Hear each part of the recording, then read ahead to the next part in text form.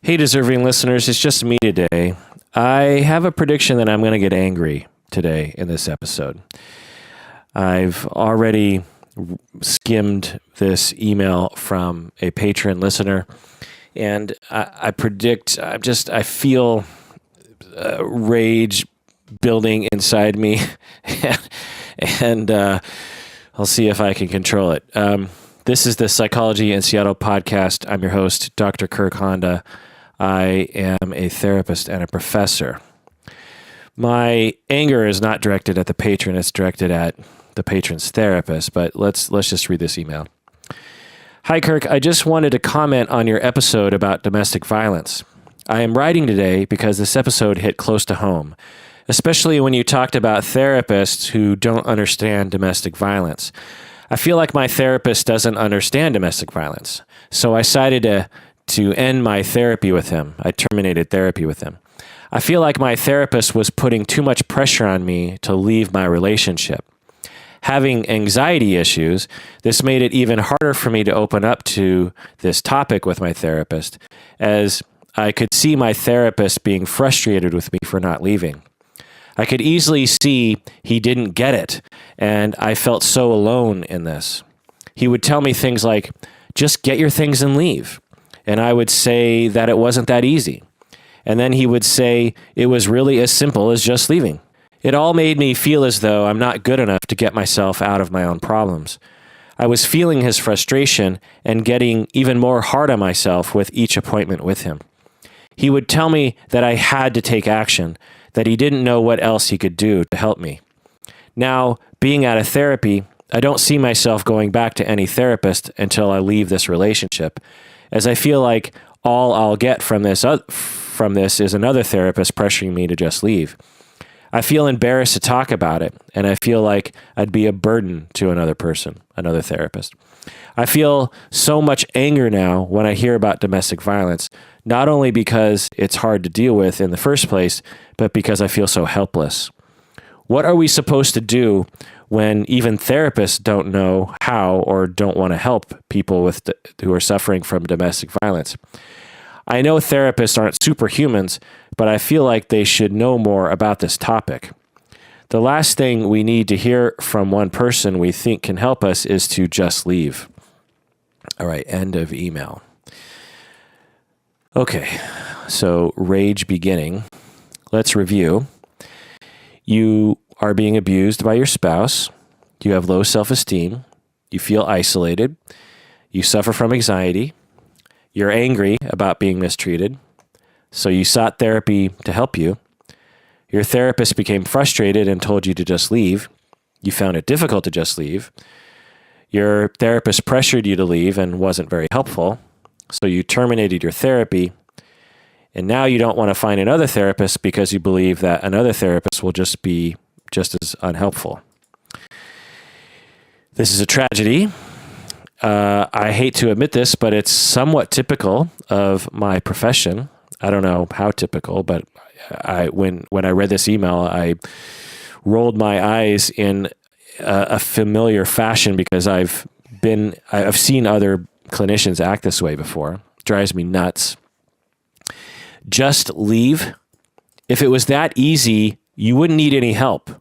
We wouldn't have a domestic violence. We wouldn't even have a term for domestic violence or intimate partner violence or any of these things if just leaving was that easy. It's like, just leave. My God.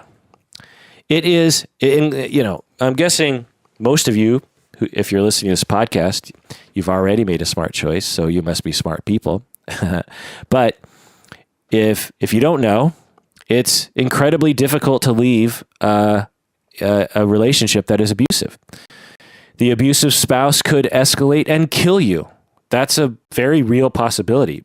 And the abusive spouse may have committed other acts that set a precedent that they might actually do something like that, or they might have threatened that. Or at the very least, as a domestic violence survivor, you will think, he could kill me. I mean, I've seen that look in his eyes. The abusive spouse could kill themselves. And although that for some people outside of intimate partner violence relationships might say like, well, good riddance. He should kill himself. No one wants another person to die. And so, or at least good people don't want another person to die. And so even though this person is abusing you, you don't want them to kill themselves, and because that would be traumatic. The abusive person could kill your children or your pets. And this happens. You hear about these cases in the news. Dad goes on, killing spree of his own family and then shoots himself. These things happen. I had a colleague who had that happen. The dad killed his family and then killed himself and then burned his house down. And so, these things happen. The abusive spouse, upon just leaving, could accuse you of being the perpetrator. That certainly happened before. They could ruin you financially if you just leave. They could do all sorts of bad things to you if you just leave. Maybe no one will be there for you after you quote unquote just leave, and you'll be forced to go back to your abusive spouse. Maybe you don't have any job skills. Maybe you don't know where to go. Maybe you don't have any money. Maybe you have 5 kids or even 1 kid, and you don't know how you're going to provide for your child if you quote unquote just leave. Just leave. Really? It can also be terrifying to leave. And often, even though abusive relationships are terrifying, just leaving can be even more terrifying. Better the devil you know than the devil you don't. And I'm just wondering if this therapist who told you to just leave, I'm just wondering if they've never actually been in an abusive relationship. Because as soon as you're in an abusive relationship for, a number of months, you suddenly realize why people don't just leave. And if you've never been in an abusive relationship and or you don't have empathy for people who have survived intimate partner violence, then you just have to recognize that you don't know what it's like. And your judgments about yourself in that situation, you just don't know. No one knows what they're going to do until they're in a situation like that. And once you're in an intimate partner violence situation, then you realize not only how crazy making it is and how scary it is, but also how hard it is to leave. Not because you want to stay, because you yourself want to stay, but because you're trying to, you're people that are in the midst of a terrible abusive relationship, they have to choose between the lesser of several evils. There's no good answer. There's not a sunset they can just ride off into. If they choose to leave, there are a lot of bad things that are undoubtedly going to happen. And there's a lot of uncertainty. And so they don't know if leaving will be worse for them or not. And when you're anxious, you kind of just sort of want to hunker down and say, well, I know I'm not dead now. And so maybe if I just try to control this situation, maybe this is what I should do.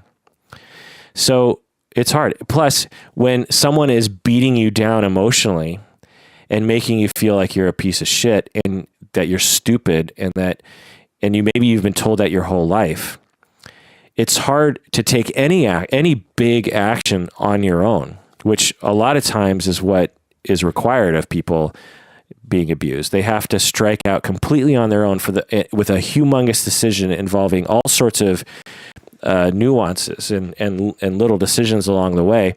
And they've literally never in their life been given that opportunity. And every time that they've been faced with even small decisions, they've been put down by their parents and their spouse. So don't underestimate the power of suggestion from people around you. If you've been told you're stupid, you're worthless, you're weak, you're whatever, you start to believe it. And just leaving requires a tremendous amount of self-esteem.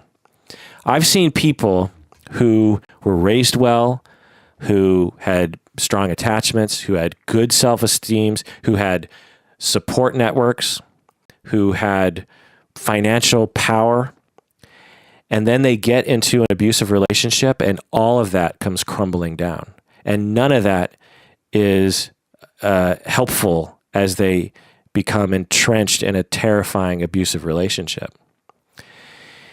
Imagine living with like not Marilyn Manson, Charlie Manson, or, Freddy Krueger, Imagine, or, Darth Vader or something, or Joffrey Baratheon. How about that? If you're a Game of Thrones person, yeah, I mean, look at Joffrey Baratheon and the Stark girl living. It's like, what are you supposed to do? You're trapped. You can't get out. This person has so much power over everything. And to just leave, really, therapist? Just leave? You got frustrated because she didn't just leave? I often hear this sort of attitude from other therapists, and it drives me bananas. To me, it's like, why are you in the profession if that's how you approach complex problems with people? If a client has PTSD, would you say, just stop thinking about it? If a client was suffering from grief about their child dying, would you just say, just get over it? It's ridiculous. And then people like this patron logically conclude that therapists are just not helpful. And so they're further isolated. It's basically just another form of abuse. God damn it.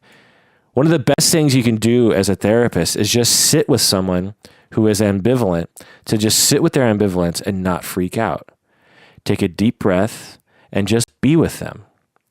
Be with that ambivalence. They want to leave. They're in an abusive relationship. They have a path to leave. They can leave. And they're terrified. They're uncertain.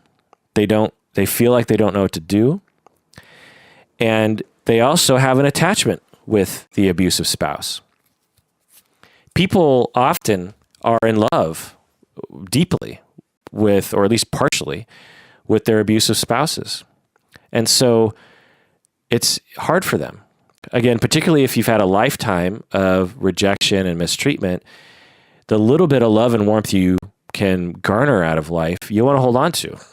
And for some of these people, this might be the only relationship they've been in that actually has a little bit of warmth and love in it. And so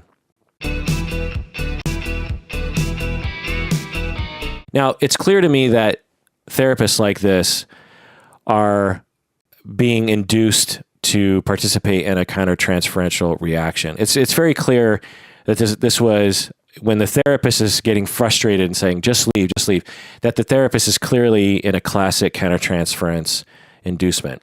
Domestic violence survivors, intimate partner violence survivors are often people who have never been given the ability to think for themselves. Their parents just barked at them and never took the time to listen to them and never took the time to allow them to make their own decisions for themselves.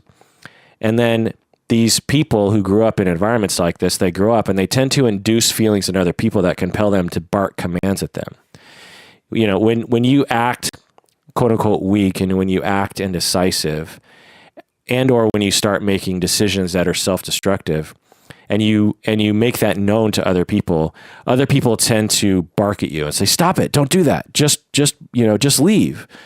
You just need to, let me tell you what to do. And the other person is induced to feel a lot of urgency.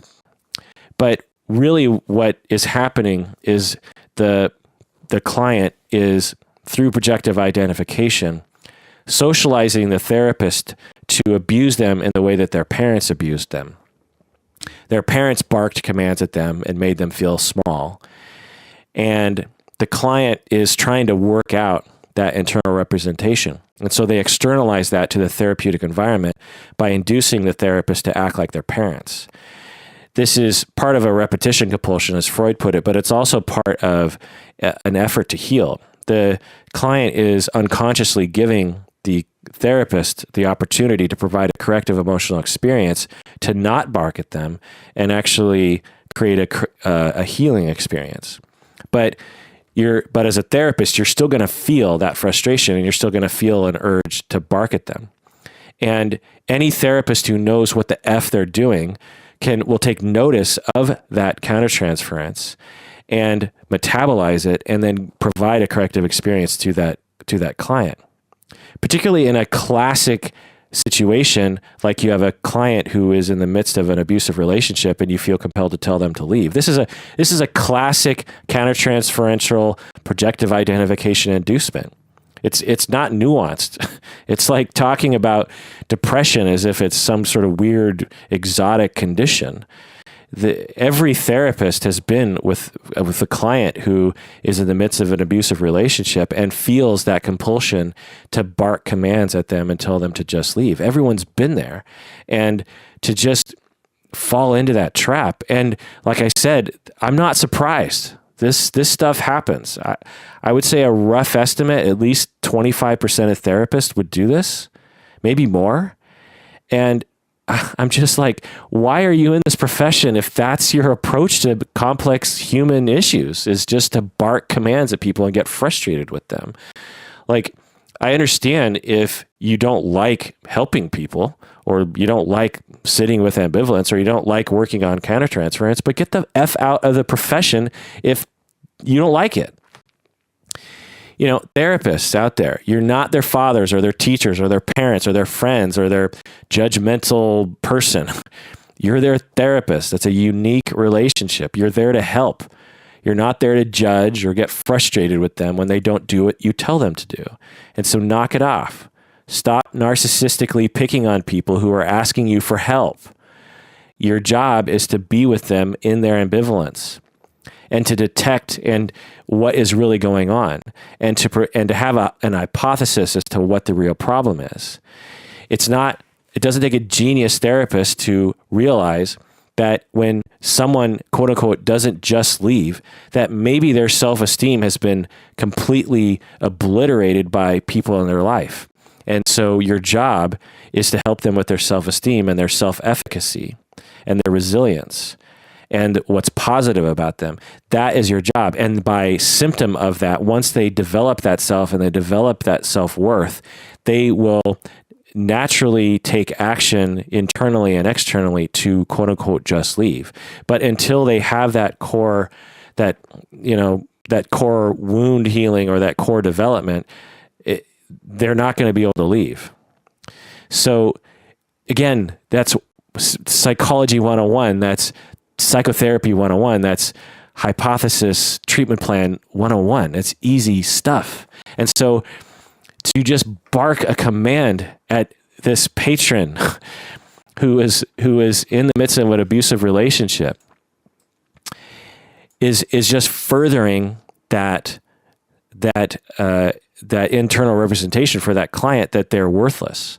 To just tell this client, just leave, and I can't believe you're just leaving, to give them the impression that you're judging them for not leaving, is just bolstering the idea that they're stupid, they're worthless, they don't know anything, they're incapable, they're weak, it's all their fault. It totally implies it's their fault, and it's not their fault. To be in an abusive relationship is 100% not their fault. It's the fault of the abusive person. And when you're it's like saying to a rape victim that it's their fault. Or one time I was in my car parked in a parking lot, and this guy hit me with his car. And then I said, okay, well, obviously you owe me money for damaging my car. And he said, yeah. And then I contacted him a month later, or a couple of weeks later or something, and he said it wasn't his fault. It was my fault for parking funny.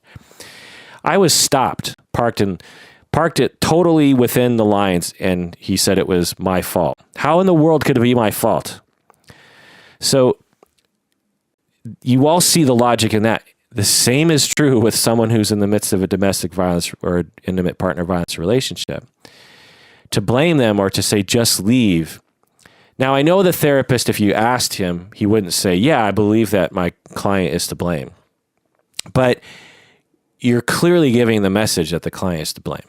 Now, having said all this, I've learned from experience to give therapists the benefit of the doubt. And if the therapist were here to defend himself, maybe he would convince me that he actually was a great therapist and had a lot of wonderful approaches. So who knows?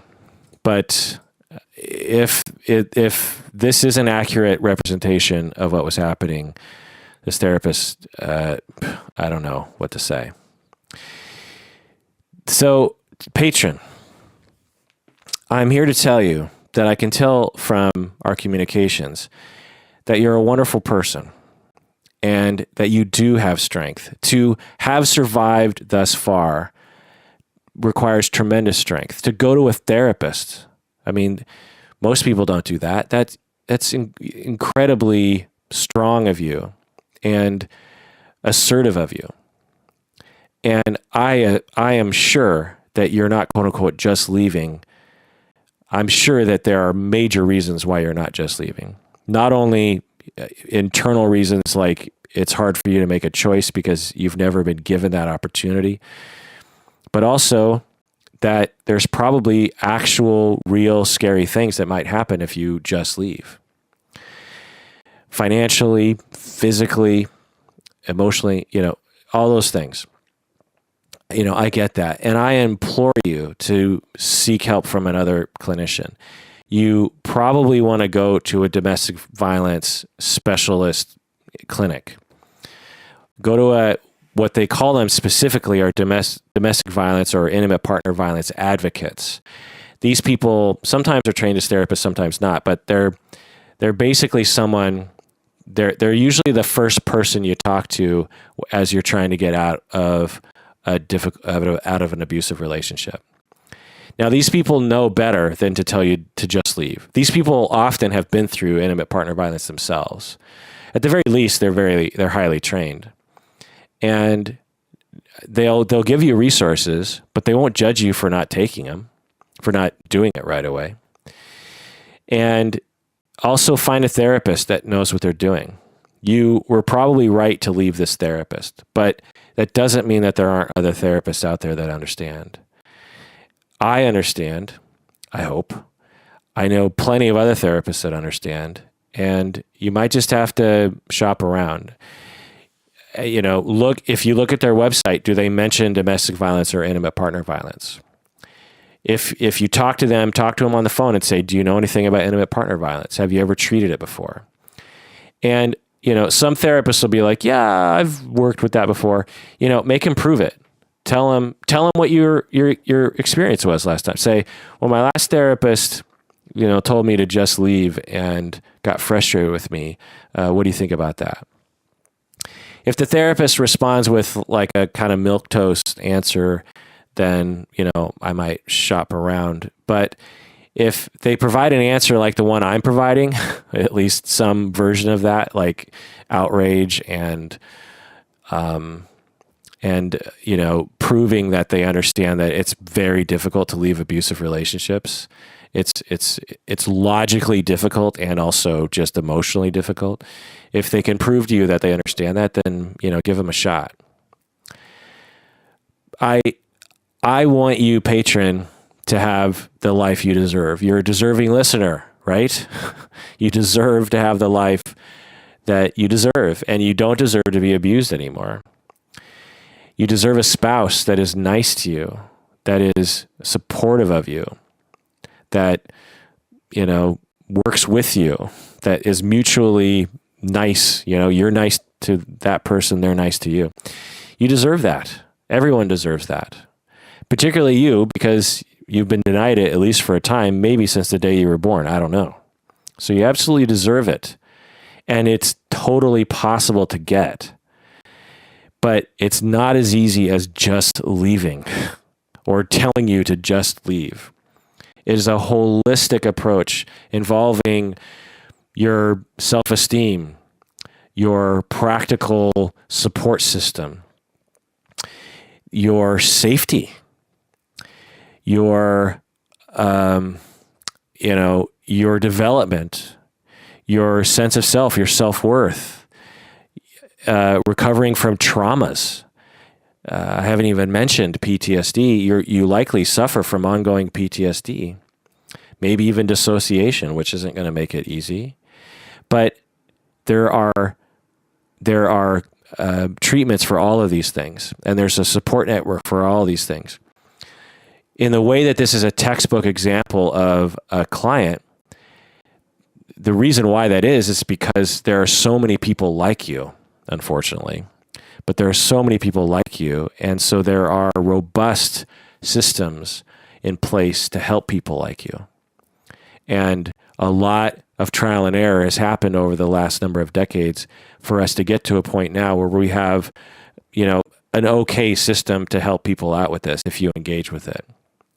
And so I implore you to do that. Now, I'm not going to tell you to just do it because I know how hard it is. It's terrifying. It is terrifying. Everything is terrifying. And, to do it is terrifying. To not do it is terrifying. I totally get that. At the very least, email with me, let me know how you're doing, because I'm here to listen. And although I will have hopes for you to take action, I understand how hard it is. And it's hard. So let me know how you're doing on Patreon. All right. Well, that does it for that episode of Psychology in Seattle. Please take care of yourself.